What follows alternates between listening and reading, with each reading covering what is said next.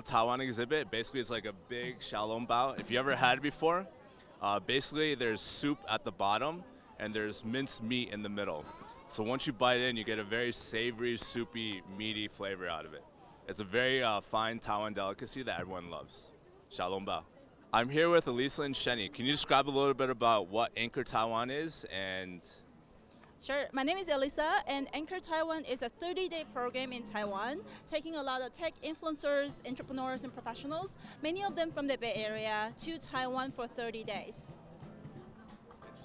So what do you guys do at Anchor Taiwan? Are you just kind of like advertising an application process right now? So basically, more importantly, I think we want to let more people know about Taiwan, especially because we provide industry access and also cultural and market immersion. So we really want to introduce Taiwan as a destination for business opportunities and for basically go there to explore for more people here in the Bay Area. So of course, we want more people to know about Anchor Taiwan, but more importantly, about Taiwan in general.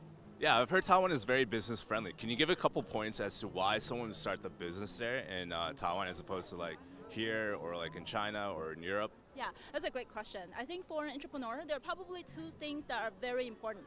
One would be talents, where to find talents. And then two would be how do you actually extend your runway for as long as possible, right? So basically for talent, we actually just had a sold out event last night at 500 startups, sharing with people in terms of how to leverage talent in Taiwan. We have a lot of engineers and designers. So basically if you think it's expensive to hire people here in Silicon Valley, Taiwan is a great destination for you to actually build your team.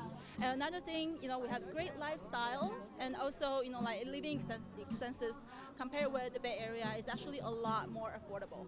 Okay, great. To summarize, so to bring a business to Taiwan, you have good talent, you have good geography, and cost of living is very cheap.